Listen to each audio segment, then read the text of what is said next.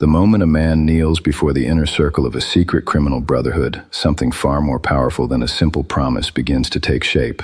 In that dimly lit room, surrounded by stern faces and centuries of whispered tradition, an ordinary individual crosses an invisible line that can never be uncrossed, stepping into a world where loyalty outweighs life itself, where betrayal carries consequences measured not in words, but in blood, and where ritual transforms crime into identity.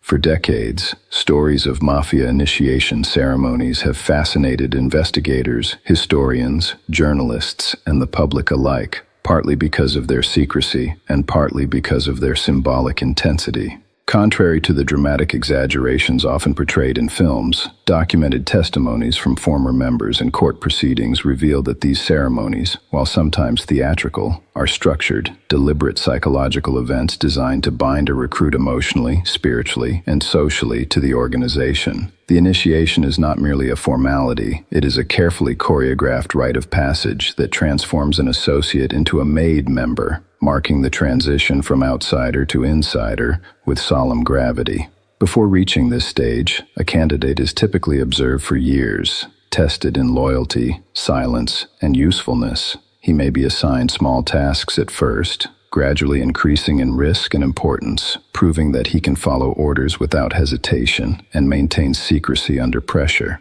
The organization studies his temperament, his family background, his reliability, and even his capacity for violence, because once initiated, his actions reflect on the entire group. By the time the ceremony is arranged, the decision has already been made at higher levels of leadership, often requiring approval from a boss or ruling commission, ensuring that membership remains controlled and exclusive. The exclusivity itself becomes part of the psychological appeal. Being chosen signals value, trust, and elevation above ordinary criminals. On the appointed night, the setting is deliberately private, often a quiet home, a back room, or another secure location shielded from outsiders. Present are senior members who serve both as witnesses and as guardians of tradition. The atmosphere is serious, stripped of humor, underscoring that what is about to occur is irreversible. The recruit is typically informed that he is about to enter a lifelong commitment, one that supersedes personal friendships, outside allegiances, and sometimes even family ties.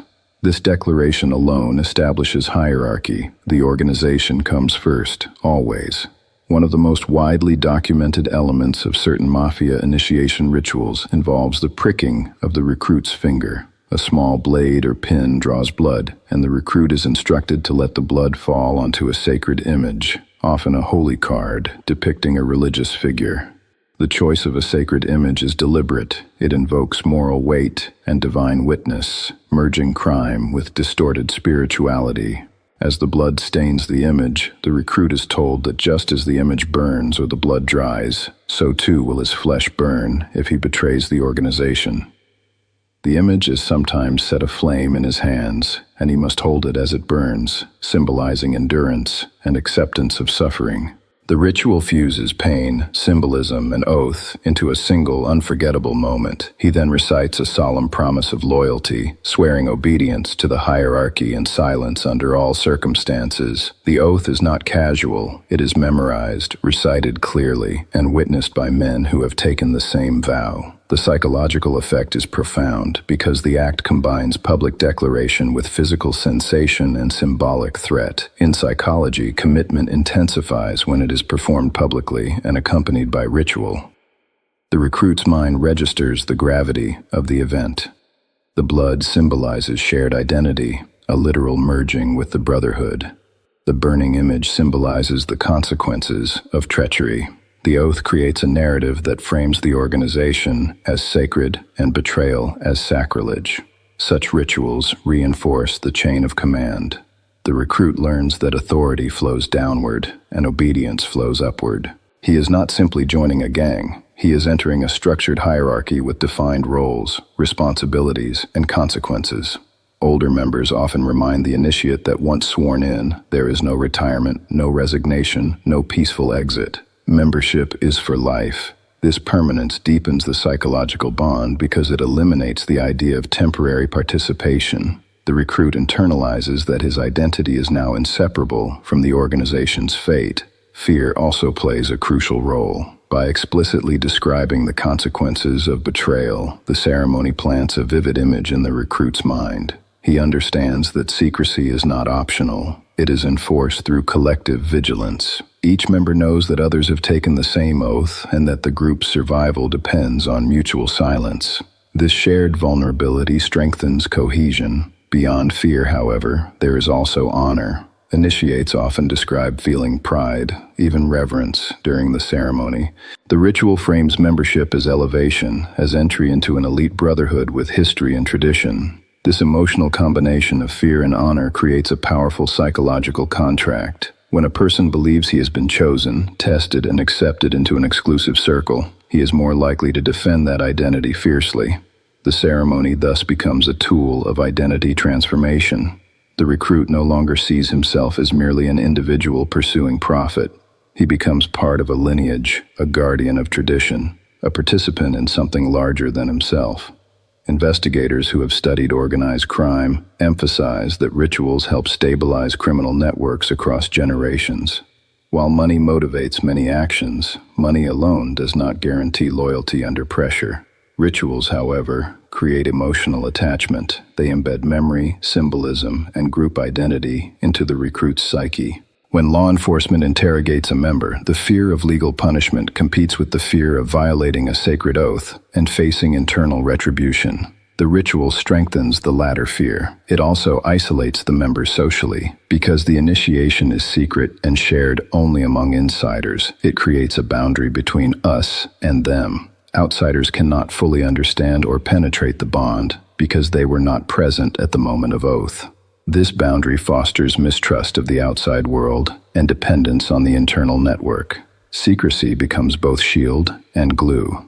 The very fact that the ceremony cannot be openly discussed intensifies its mystique. Over time, stories of past initiations are retold within the group, reinforcing continuity. New members hear about legendary figures who once took the same oath, creating a sense of historical depth. Tradition legitimizes authority. If the ritual has been performed for decades, perhaps even centuries, then it carries weight beyond individual leaders. The organization appears stable, enduring, almost timeless. This perception encourages members to believe that loyalty will be rewarded and betrayal will be punished consistently. Another critical aspect of initiation is surveillance by peers. Because the ceremony is witnessed by multiple members, each participant becomes a guardian of the oath. If one man falters, others recall the night he swore loyalty. This shared memory reinforces accountability. The recruit understands that his words were heard and his commitment recorded in the collective consciousness of the group. He cannot later claim ignorance or misunderstanding. The ritual eliminates ambiguity. It states clearly what is expected and what is forbidden. In some documented accounts, the initiate is also instructed in basic rules immediately after the oath. Never approach another member's wife, never interfere with another's territory without permission, never speak of internal matters to outsiders, and always respect the chain of command. These rules transform abstract loyalty into concrete behavior. The ceremony thus marks both symbolic rebirth and practical instruction. The initiate leaves not just with a new status, but with a codified framework for action. For many, the memory of that night remains vivid for life. The dim room, the faces of senior members, the prick of the finger, the smell of burning paper, the weight of spoken words. These sensory details embed themselves deeply in memory. Ritual scholars note that multisensory experiences strengthen recall and emotional impact. Organized crime groups may not frame their ceremonies in academic terms, but the structure reflects an intuitive understanding of human psychology. Pain, symbolism, authority, repetition, and secrecy combine to create lasting commitment. It is this combination that transforms initiation from mere ceremony into psychological binding. By the time the recruit stands up from his kneeling position, he is no longer simply a man who has agreed to participate in criminal activity. He is, in his own mind and in the eyes of his peers, a sworn brother bound by blood, symbol, and silence, a member whose identity is now fused with the organization's code, whose loyalty has been sealed not just by words, but by ritual, and whose path forward has narrowed to a single unwavering direction defined by obedience, secrecy, and the enduring bond of the oath he has just taken. Once the oath has been spoken and the ritual completed, the true transformation begins quietly, unfolding not in dramatic gestures, but in subtle shifts of identity, behavior, and perception that reshape how the new member sees himself and the world around him. The initiation ceremony is only the doorway. What follows is the slow internalization of a code that governs thought as much as action. In the days after induction, the initiate often experiences a heightened sense of belonging, a powerful awareness that he now occupies a protected and elevated status within the organization. He is no longer an associate hovering at the edges, hoping to be noticed. He is a recognized part of the structure, entitled to certain privileges and bound to specific obligations. This shift reinforces commitment because status, once granted publicly, becomes something to defend. The organization understands that identity is one of the strongest motivators of human behavior.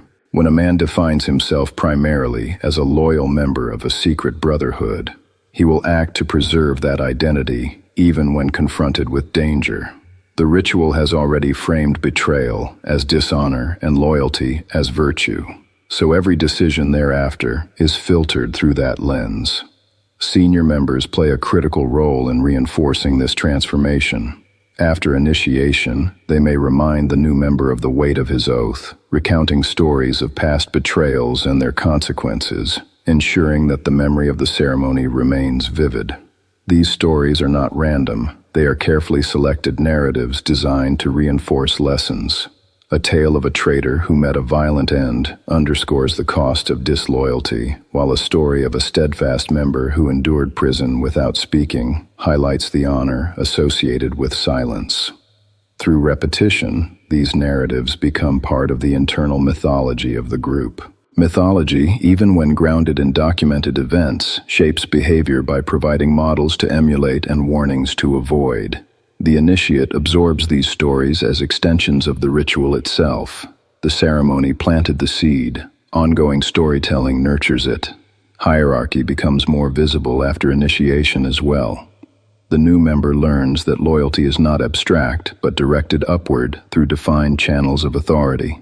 Orders come from superiors, and questioning them is discouraged unless done respectfully and within established boundaries. This reinforces discipline. The organization thrives on predictability and control. Rituals create emotional bonds, but hierarchy ensures operational efficiency. Together, they form a system that balances devotion with structure. The initiate quickly discovers that membership involves more than symbolic gestures. Responsibilities increase.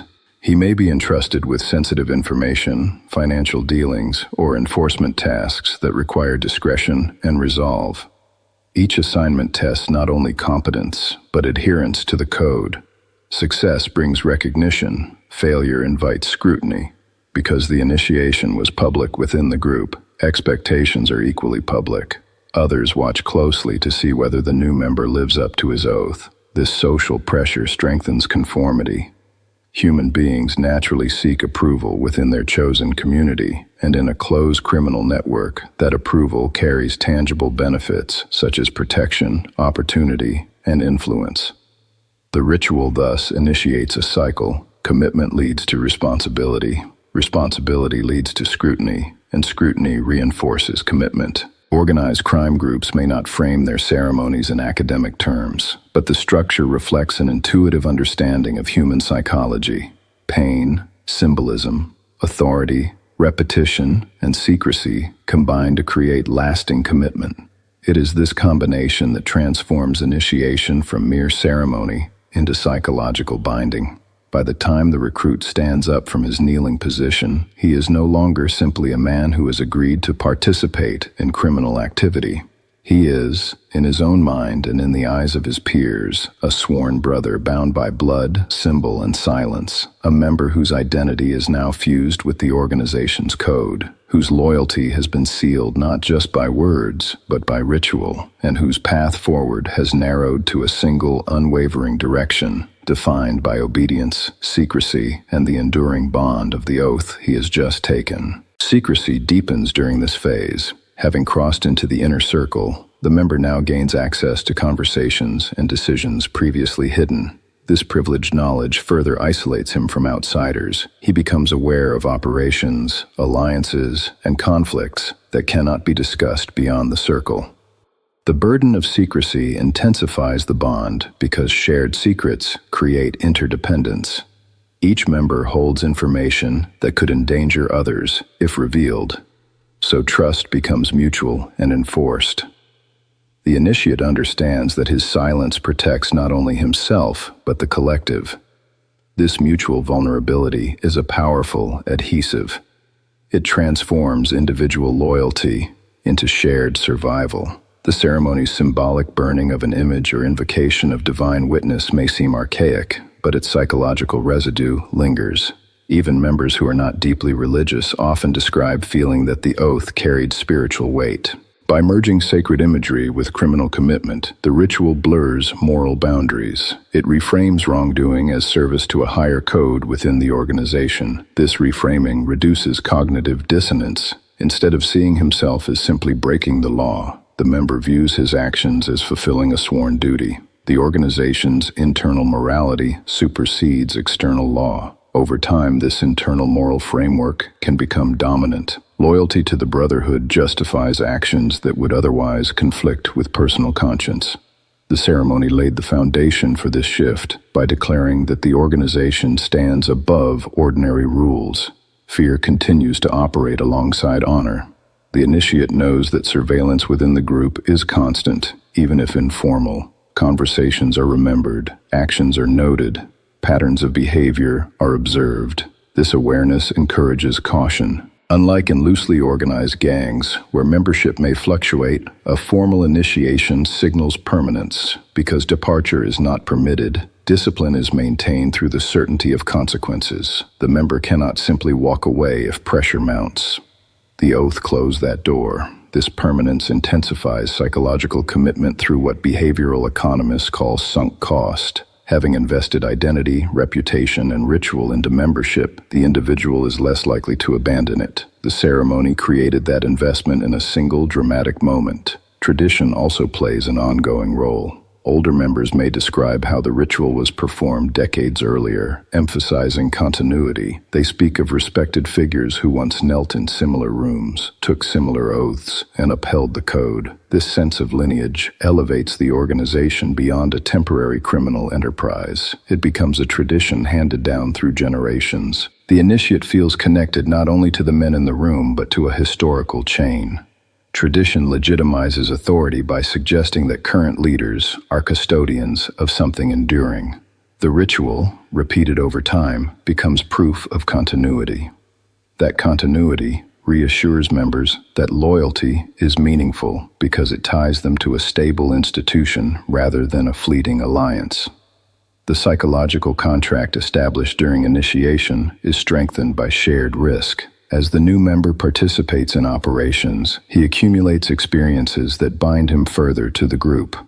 Joint involvement in illegal acts creates complicity. Each participant knows that others share responsibility. This shared culpability reinforces silence because exposure would implicate all. The ceremony initiated this bond symbolically. Shared action reinforces it practically. Over time, the memory of the ritual merges with lived experience. The oath is no longer just words spoken in a quiet room. It is validated through repeated demonstrations of loyalty and mutual protection.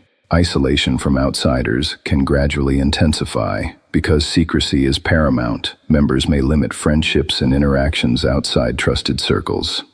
Even family members may be kept unaware of details. This isolation strengthens reliance on the organization for social connection and identity. The brotherhood becomes not only a professional network, but a primary community.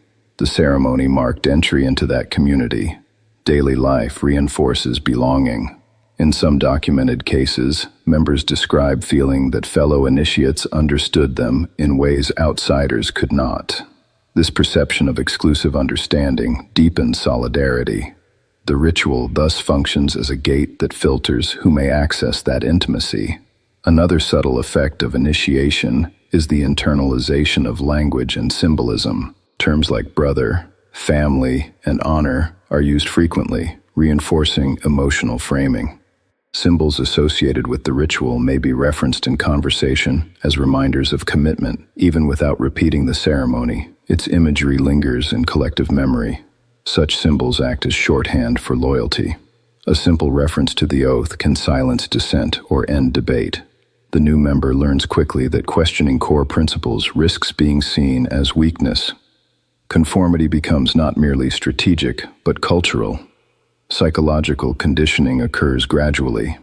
Repetition of rules, observation of consequences, reinforcement of hierarchy, and shared secrecy create an environment where loyalty feels natural rather than imposed. The initiation ceremony provided a dramatic starting point, but the environment sustains it.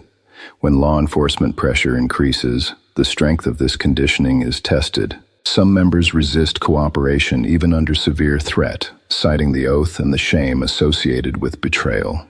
Others eventually break, revealing that ritual alone cannot guarantee silence. Yet even in those cases, the emotional struggle often reflects the depth of conditioning. The conflict between self-preservation and sworn loyalty illustrates how powerfully the ceremony and subsequent reinforcement shape identity. Ultimately, the period following initiation reveals the true purpose of the ritual. It was never simply about theatrics or tradition for tradition's sake. It was about constructing a durable psychological framework in which loyalty becomes self-defining. The initiate, now fully integrated, navigates a world where every decision echoes back to that night of oath and symbolism. The blood, the burning image, the solemn promise, the witnessing faces, all remain embedded as reference points. Through hierarchy, secrecy, shared risk, tradition, and narrative reinforcement, the organization ensures that the ceremony's impact does not fade. Instead, it becomes the cornerstone of long-term allegiance, shaping perception, guiding behavior, and sustaining the internal culture of the criminal network in ways that extend far beyond the single moment of initiation that first bound the member to the brotherhood for life. As years pass and the memory of the initiation ceremony settles into the deeper layers of consciousness, its influence does not diminish. Instead, it matures, weaving itself into every decision, alliance, and conflict that shapes the internal life of the organization. The oath once spoken in a guarded room becomes a silent companion, resurfacing in moments of tension, ambition, fear, and doubt. What began as a symbolic act evolves into a guiding principle that defines relationships between members and stabilizes the criminal network across shifting circumstances. Leadership changes, external pressures intensify, rival factions rise and fall, yet the ritual remains a constant thread connecting generations. New recruits are brought in through the same solemn process, repeating gestures that echo the past, ensuring that the organization's culture does not depend solely on individual personalities. This continuity is essential for survival. Criminal enterprises that rely only on profit and force often fracture under pressure, but those that embed loyalty through ritual and tradition cultivate resilience. The ceremony, therefore, is not merely about binding one man. It is about preserving an institutional identity that transcends individual lifespans. Senior members who once knelt as initiates eventually preside over ceremonies themselves, passing forward the same words and symbols.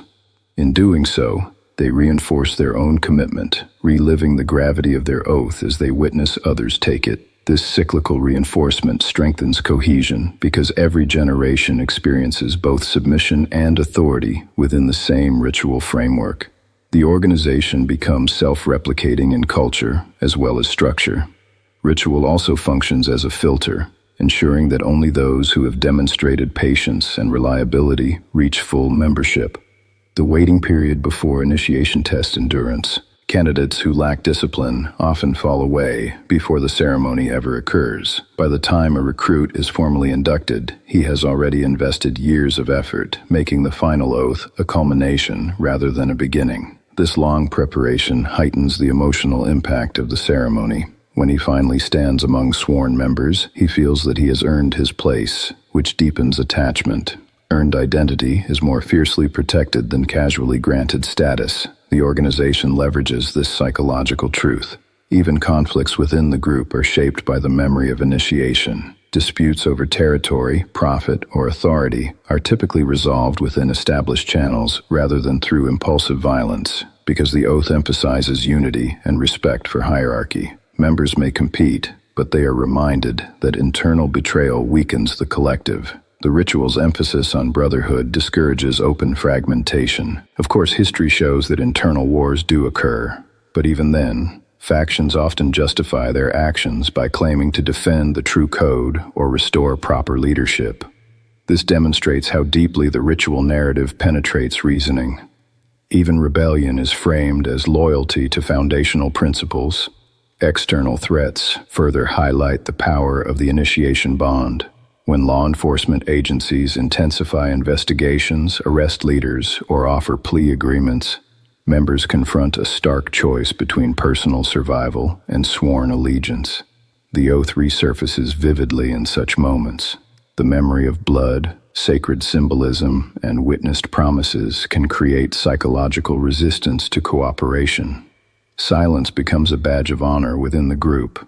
Those who endure imprisonment without speaking are celebrated internally as examples of integrity.